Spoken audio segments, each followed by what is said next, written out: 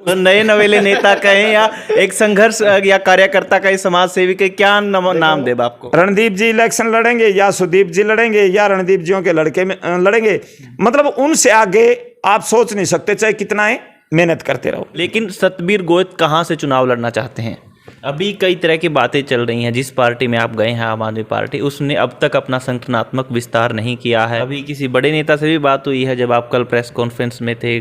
कई और चीज़ें हैं। अब मतलब आपने ज्वाइन की है 2024 के परिप्रेक्ष्य में कई और भी नेता हैं जो ज्वाइन करने के इच्छुक है, होंगे भी।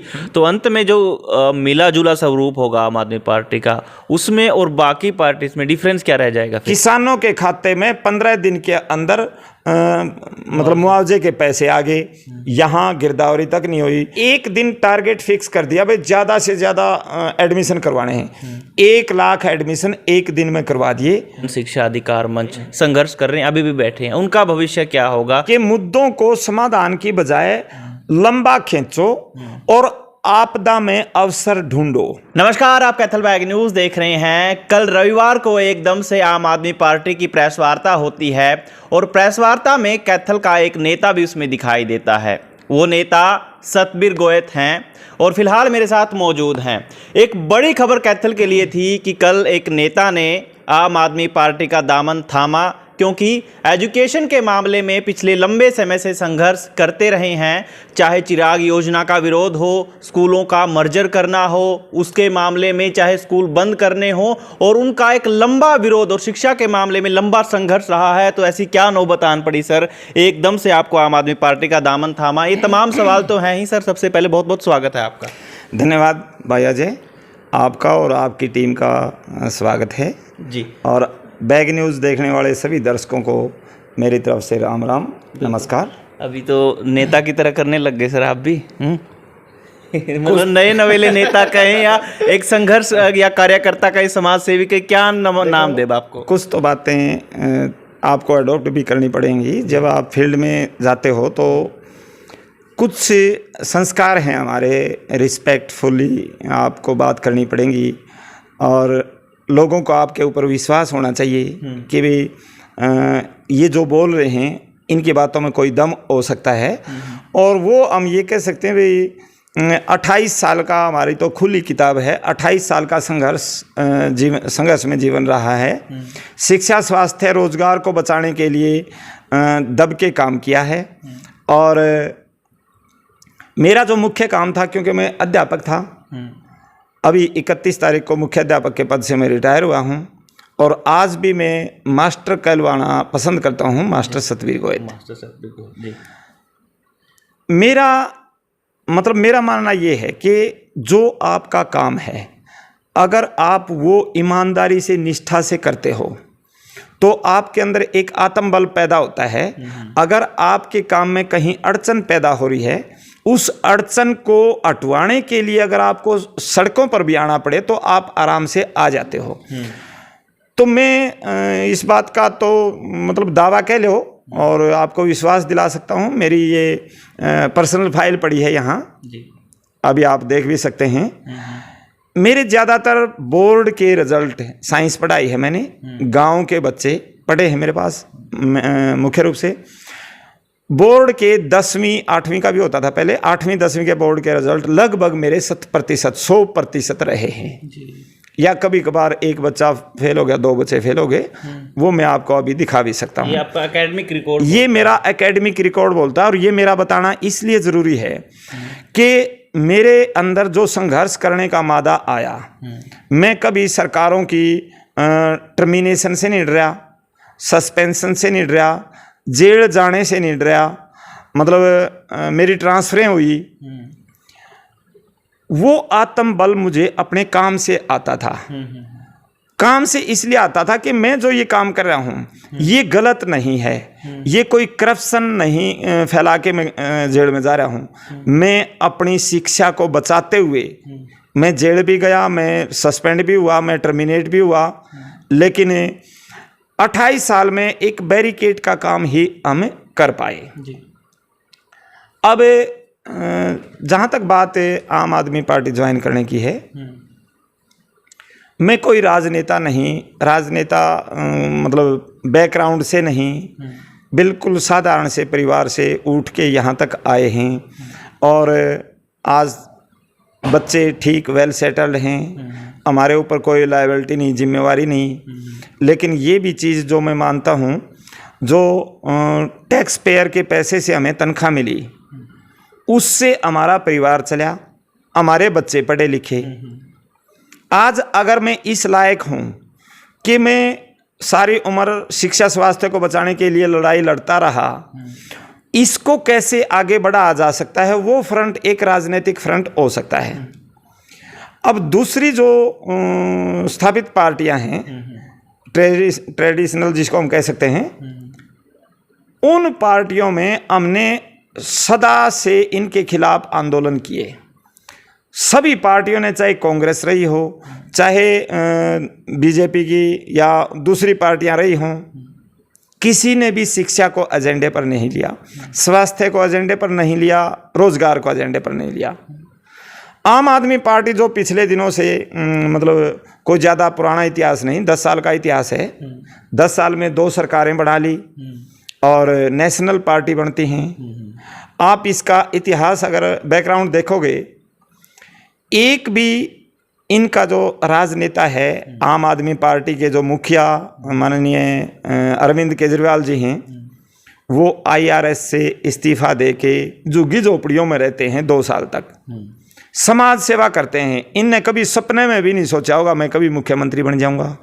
वो तो मौके की बात होती है कि लाइक माइंडेड लोग मिले और एक विचार बना, भाई क्यों नहीं पॉलिटिकल पार्टी बना के ही आगे बढ़ा जाए, क्योंकि ये काम वो काम है जो सिर्फ पॉलिटिकल पार्टी ही कर सकती है।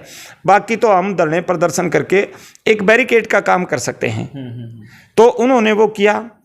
आज बहुत अच्छा काम शिक्षा के अंदर हो रहा है, स्वास्थ्य के अंदर हो रहा है, रोजगार के अंदर हो रहा है। इसी चीज़ से प्रेरित होके जब ये सोचा भाई रिटायर होने के बाद हम घर भी बैठ सकते थे या बच्चों के पास जा सकते थे, तो मेरा मानना ये है कि वो एक पलायनवादी सोच होती, एक पीठ दिखा के भागने की बात होती।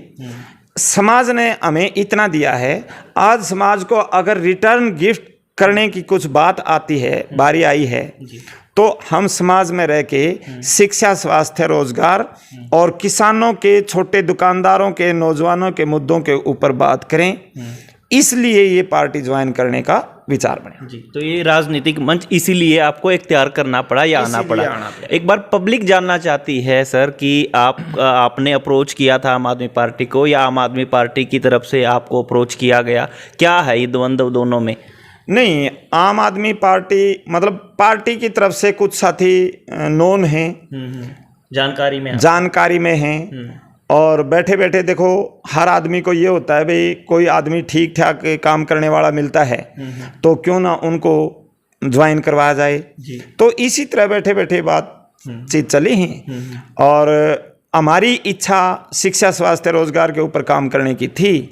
2 सरकारें चली हुई हैं, इनका विश्लेषण अच्छी तरह से हमारे सामने था, तो इसलिए हमें कोई झिझक नहीं हुई कि भाई पार्टी ज्वाइन ना की जाए। लेकिन अगर ये दूसरी पार्टियां कोई न्यू भी कहो भाई या टिकट दरी है और MLA बनाना हमारा काम है, ये टिकट ले लो, 1% भी स्वीकार नहीं कर सकते हम।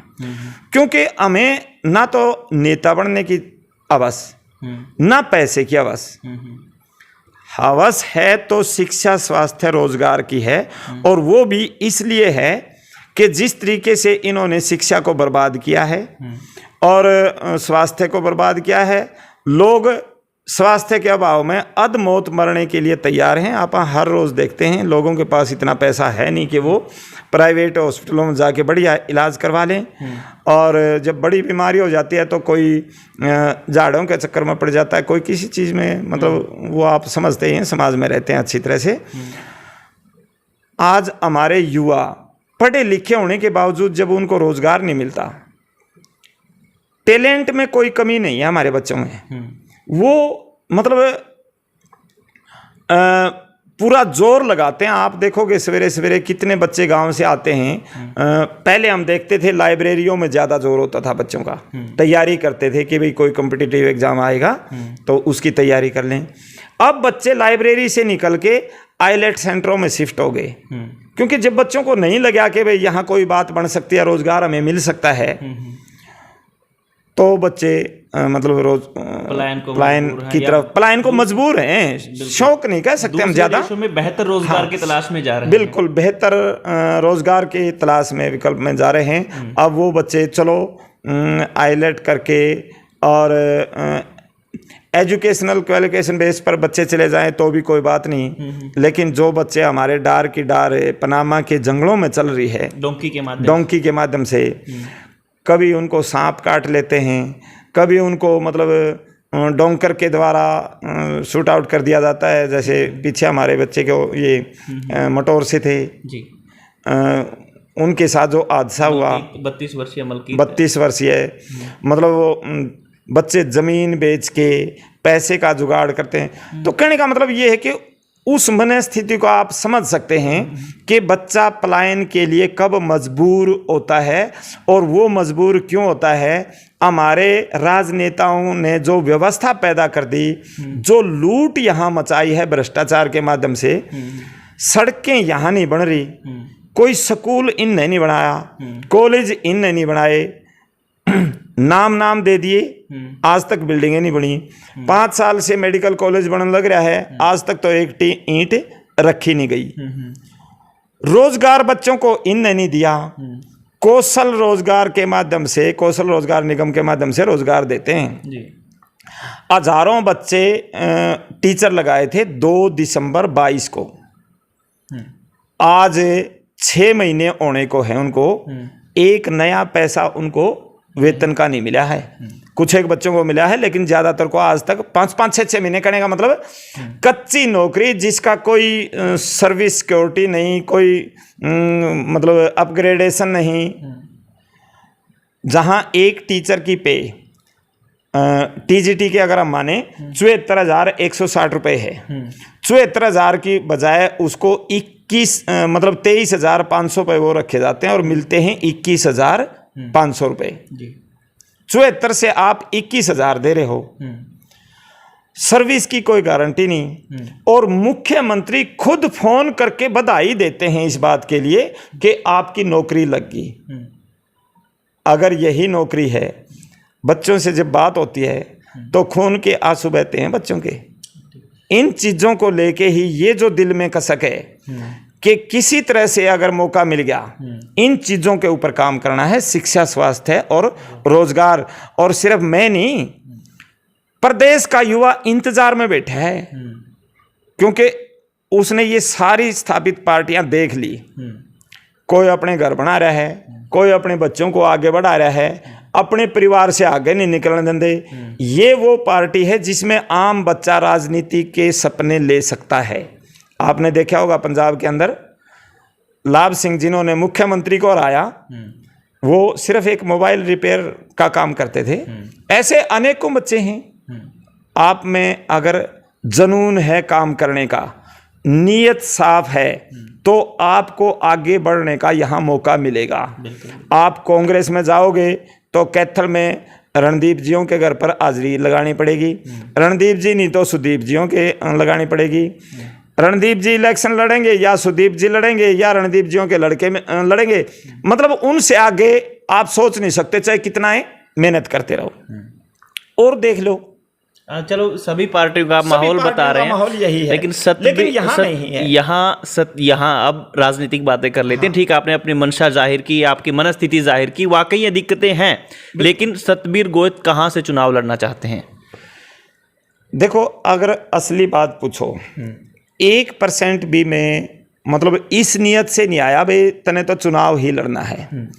मैं एक अच्छी साफ सुथरी छवि की मतलब पार्टी को सपोर्ट करने के लिए कि भाई जब ये लोग इन्होंने राजनीतिक एजेंडा बना दिया शिक्षा, स्वास्थ्य, रोजगार को, हमारा नैतिक कर्तव्य बन जाता है इस पार्टी को सपोर्ट करना। पार्टी ज्वाइन की है, सबसे पहला प्रयास तो हमारा यही रहेगा कि पार्टी को संगठित करते हुए जितने ज़्यादा से ज़्यादा लोगों को जोड़ने की कोशिश करें और पार्टी का जनाधार बढ़ाएं। पार्टी जहां ड्यूटी लगाएगी, संगठन में लगाएगी, संगठन में करेंगे। चुनाव लड़ने की कहीं से ड्यूटी लगाएगी, वो करेंगे। मेरी न्यू आज वो नहीं है, बहुत से मतलब व्यक्तिवादी से होते हैं, भाई पार्टी ज्वाइन की है तो चुनाव ही लड़ना है। चुनाव सब कुछ नहीं होता। ऐसे ऐसे नेता देखे हमने कि उन्होंने कभी चुनाव नहीं लड़ा, लेकिन राजनीति में उनकी एक बड़ी हैसियत रही है, मतलब राजनीति को मोड़ देने में। तो बिना चुनाव भी आप जो चाहते हैं वो कहीं ना कहीं मतलब काम हो सकता है। बिल्कुल बिल्कुल। और ये जो ख्वाहिश रखना, पार्टी आपने ज्वाइन की नहीं, सपने आप बड़े बड़े लेना शुरू कर देते हैं, तो वो अंत में फिर दिक्कत भी आती हैं। बिल्कुल। भाई आप काम करो, आप अपने आप को वहां स्थापित करो कि पार्टी ही मजबूर हो आपको टिकट भी देने के लिए या आगे बढ़ाने के लिए। बिल्कुल। पहले काम तो करो। अभी कई तरह की बातें चल रही हैं। जिस पार्टी में आप गए हैं, आम आदमी पार्टी, उसने अब तक अपना संगठनात्मक विस्तार नहीं किया है। कई पदों पर नियुक्तियां नहीं हुई हैं। साल 2 साल से जिस तरह से ऐसा समझा गया था कि पंजाब जब इलेक्शन जीता आम आदमी पार्टी ने तो हरियाणा में भी परिवर्तन आएगा, लेकिन वो अब तक उसका असर देखने को नहीं मिला है। वो परिवर्तन आएगा और संगठन आज के दिन भंग है, डिजोल्व है। उसका कारण है, पहले लोग संगठन में कम थे, वो पदों के ऊपर थे। आज और लोग जुड़ते जा रहे हैं। उनमें जिस आदमी की जिस तरह की कैपेसिटी है उसके हिसाब से रिस्ट्रक्चरिंग करनी है। मई में ही नए संगठन की जिम्मेवारियां देंगे और मतलब संगठन की जिम्मेवारियां मिलने के बाद पिछले दिनों 1 महीने के लिए मेंबरशिप ड्राइव चलाया था। 11 लाख 10 लाख का टारगेट लेके चले थे। 11 लाख से ज़्यादा मेंबर 1 महीने के अंदर बने हैं। वो ये दिखाता है कि लोग उत्साहित हैं, बशर्ते कि आप अपने एजेंडे को लोगों तक लेके जाएं। तो ये लोगों तक लेके जाने का काम हम करेंगे। पॉजिटिव राजनीति करने के लिए आए हैं, किसी की टांग खींचने के लिए नहीं आए। दूसरे लोगों ने क्या किया क्या नहीं किया उसके ऊपर कम फोकस करते हुए आम आदमी पार्टी क्या करेगी, आम आदमी पार्टी की पॉलिसियां क्या हैं, पंजाब में क्या हो रहा है, दिल्ली में क्या हो रहा है, इन चीज़ों को लोगों तक लेके जाने का काम करेंगे। अभी किसी बड़े नेता से भी बात हुई है? जब आप कल प्रेस कॉन्फ्रेंस में थे, कुछ बात हुई हो संगठनात्मक विस्तार के साथ साथ हरियाणा में होने क्या वाला है? नहीं, अभी असल में कुछ जगह चुनाव हैं और जो बड़े नेता हैं वो चुनाव में लगे हुए हैं। सुशील गुप्ता जी राज्यसभा सांसद हैं, हरियाणा के प्रभारी भी हैं आज के दिन। तो उनके माध्यम से, क्योंकि वो प्रभारी हैं हरियाणा के, उनके माध्यम से ज्वाइनिंग हुई है। और पार्टी संगठन के ऊपर अभी कोई बातचीत मेरी तो कम से कम नहीं हुई है। बाकी हमारे सीनियर साथी हैं, अपने यहाँ से सुखबीर चहल जी हैं या चाहे अनुराग ढांडा जी हैं, सुशील गुप्ता जी हैं। इस पार्टी में एक और बात है, आप बेशक कितना यूँ कहते रहो मैं न्यू हूँ, कोई मायने नहीं रखता। ना आपकी शर्तों के ऊपर आपको ज्वाइन करवाया जाएगा, भाई मेरे को तो टिकट ही चाहिए तो मैं ज्वाइन करूँ, कोई मतलब नहीं। ज्वाइन करनी है करो, ना करनी है ना सी। लेकिन पार्टी एक एक का सर्वे जरूर करती है अपने लेवल पर, और उस सर्वे के माध्यम से ही मतलब मेरे को पार्टी की तरफ से ही ऑफर आया कि आपको ज्वाइन कर लेना चाहिए। बिल्कुल बिल्कुल। कई और चीज़ें हैं, अब मतलब आपने ज्वाइन की है 2024 के परिप्रेक्ष्य में कई और भी नेता हैं जो ज्वाइन करने के इच्छुक है, होंगे भी।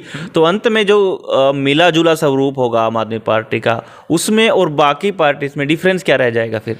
ये बात आपकी बिल्कुल सही है कि कई बार हम ये सोच लें भाई ये आदमी नहीं लेना था, ये तो दूसरी पार्टी से आया है, कल को वहाँ भ्रष्ट था, यहाँ भी भ्रष्टाचार फैलाएगा। इसके बारे में मैं एक बात स्पष्ट कर देना चाहता हूँ, a man is known by his company. मतलब आप कहाँ रहते हैं, किस माहौल में रहते हैं, वो उसके ऊपर आपकी नेचर काफ़ी डिपेंड करती है। बेशक किसी पार्टी में से, बीजेपी में से कल को आम आदमी पार्टी ज्वाइन करता आदमी और कल को उसको टिकट मिलके और मान लो कहीं संवैधानिक पद पर वो आ जाते हैं, ऊपर जैसा राजा वैसी प्रजा। आप बेलगाम होके नहीं चल सकते। और इसका उदाहरण है अपने सामने, पंजाब में अपने स्वास्थ्य मंत्री सिर्फ 1% कमीशन लेते हुए, और वो भी सिर्फ मुख्यमंत्री भगवंत मान जियों को पता लगा था, किसी और को नहीं, मीडिया में बात नहीं गई थी। उसी दौरान उनको मतलब सन्ट आउट करके, सस्पेंड करके और सीबीआई के या मतलब पुलिस के हवाले कर दिया था। ये छोटी बात नहीं होती, कैबिनेट मिनिस्टर छोटी बात नहीं होती। यहाँ तो ब्रिजमोहन शरण एक मुख्य क्या नाम ये ब्रिजभूषण शरण WFI अध्यक्ष एक मेंबर पार्लियामेंट ही है। पूरी केंद्र की सरकार उसको बचाने के लिए उसके पीछे खड़ी है। यहाँ क्या नाम ये संदीप सिंह खेल मंत्री जिसके ऊपर एलिगेशन लगते हैं, बजाय निष्पक्ष जांच करवाने के खुद मुख्यमंत्री बचाने के लिए उन आगे आ जाते हैं कि लड़की अनर्गल मतलब बयानबाजी कर रही है। आप क्या मानेंगे? जब राज सत्ता के ऊपर बैठे मुखिया लोग ही दोषी को बचाने के लिए आ जाएंगे तो लोगों का विश्वास कैसे रहेगा आपके ऊपर? सबसे बड़ी बात होती है राजनीति के अंदर विश्वास की। मैं क्या कहता हूं इस बात का कोई मायना नहीं, लेकिन ये काम बोलेगा। आप जो वायदे करते हो, आप एक वायदा कम कर दो, लेकिन जितने करते हो उतने पूरे जरूर करो ताकि आपके ऊपर विश्वास रहे। विश्वास से ही राजनीति चलती है। पंजाब में जितने वायदे किए गए, ओल्ड पेंशन का वायदा किया गया वो पूरी की। 5-5, 6-6 पेंशन जो मतलब MLA विधायक MP ले रहे थे उनकी सबकी काट के एक कर दी। 300 यूनिट बिजली फ्री हैं। और बिजली फ्री करने के बावजूद देखो, एक साल के अंदर बिजली तो फ्री करी 9,000 करोड़ रुपए बिजली बोर्ड पर पिछली सरकार ने कर्ज छोड़ रखा था। वो 9,000 भी चुकाया और इस साल की सब्सिडी भी दी। 20,000 करोड़ रुपए सब्सिडी के तौर पे या कर्ज के तौर पे उसका चुकाने में लगे। आज एक नया पैसा सरकार के पास कर्ज नहीं है बिजली बोर्ड का। 300 यूनिट फ्री बिजली देने के बावजूद जितना मतलब कर्ज उन्होंने चढ़ा रखा था, 38,000 करोड़ रुपए वो कर्ज वापिस किया। किसानों के खाते में 15 दिन के अंदर मतलब मुआवजे के पैसे आ गए। यहाँ गिरदावरी तक नहीं हुई। दोनों स्टेटों में इकट्ठा नुकसान हुआ। पैसे तो डलेंगे कि ना डलेंगे, वो अब फसल ही नहीं रही तो पैसे कहाँ से डलेंगे? तो कहने का मतलब ये है कि लोग देख रहे हैं इन चीज़ों को। बस यही वो चीज़ हैं जो लोगों के बीच में ले जाने की बात है। शिक्षा मंत्री हैं पंजाब के हरबंस बैंस, हर रोज स्कूलों में रहते हैं। एक दिन टारगेट फिक्स कर दिया भाई ज़्यादा से ज़्यादा एडमिशन करवाने हैं। 1 लाख एडमिशन एक दिन में करवा दिए। तो मतलब ये है कि एक पॉजिटिव सोच के साथ आगे बढ़ते हुए लोगों को दिखाई तो दे रहे हैं। वैसे तो शिक्षा देखो कोई ऐसा एजेंडा तो है नहीं भाई जादू की छड़ी है घुमाई आपने मतलब एकदम से वो हो गया, लेकिन आप करते हुए एक पॉजिटिव पक्ष की तरफ तो जाते हुए नजर आने चाहिए। एक बैनर इख्तियार हुआ था जन शिक्षा अधिकार मंच, तमाम संस्थाएं आई आगे, CPM हो, तमाम उन्होंने अपनी अभी भी जितने भी संगठन है वो आगे आए, संघर्ष कर रहे हैं, अभी भी बैठे हैं। उनका भविष्य क्या होगा और क्या आप अभी राजनेता बने हैं नए नए उससे हटेंगे? क्या मुद्दा, भविष्य क्या है? अब देखो ये जो मंच है वैसे तो ये गैर पॉलिटिकल मंच है, लेकिन ये शिक्षा को बचाने के लिए ये बनाया गया था। अब शिक्षा बचाने का काम गैर राजनीतिक संगठनों का भी है, राजनीतिक संगठनों का भी है। जहां उनको मेरे सहयोग की जरूरत पड़ेगी मैं बिल्कुल सहयोग देने के लिए तैयार हूं, सहयोग दूंगा। क्योंकि शिक्षा को बचाने के लिए हमने पहले तो अध्यापकों के संगठनों को एक किया। जो अध्यापकों के संगठन आपस में बात करना पसंद नहीं करते थे उन सबको एक दरी पर बिठाया। आज भी वो एक दरी पर हैं। कैथल जिले से पहल की सबसे बड़ी उपलब्धि हम इस चीज़ को मानते हैं। उसके बाद 54 संगठन जुड़े हुए हैं उससे। किसानों के सिर्फ एक CPM से रिलेटेड नहीं, चाहे भारतीय किसान यूनियन उगराहा है, अपने टिकैत ग्रुप है या चढ़ूनी ग्रुप है, सारे के सारे जुड़े हुए हैं। जैसा कैसा थोड़ा बहुत सहयोग सारे के सारे देते हैं। लेकिन इतने दिन हो गए, जिन सफलताओं या जिन मुद्दों को लेके वो चला था उनमें सफलता नहीं मिली है। इस सरकार की ये तो राजनीतिक सोच है कि मुद्दों को समाधान की बजाय लंबा खींचो और आपदा में अवसर ढूंढो। ये जो हमारे देश की बेटियां, जो गौरव है देश का, क्या इनको जंतर मंतर पर बैठना चाहिए था? लेकिन इसमें भी मतलब चाटुकार मीडिया, जो मेन मीडिया, मेन स्ट्रीम का मीडिया, राइट विंग मीडिया है, वो उनके अंदर कमियां ढूंढ रहा है। कभी कुछ कहता है, कभी कुछ कहता है, कभी जाति का वो लगाते हैं, कभी एक स्टेट का लगाते हैं। अरे शर्म आनी चाहिए। जिस दिन उन्होंने झंडा फहराया था, क्या वो किसी जाति की का झंडा फहराया था? क्या किसी देश का मतलब प्रदेश का झंडा फहराया था? वो देश का झंडा था, देश को गर्व हुआ था। यही कारण है कि 140 करोड़ लोगों में जब ओलंपिक गेम होते हैं तो हमारी आंखें फट जाती हैं देखते देखते कि कभी कोई मेडल आएगा। इन जैसे मतलब भेड़ियों की वजह से मेडल नहीं आते। कमी नहीं है टैलेंट की, हमारे बच्चे बच्चियों में टैलेंट खूब है, पूरे विश्व को पछाड़ने का टैलेंट है। जो झंडे वो यहाँ नहीं गाड़ सकते, विदेशों में जाके गाड़ते हैं।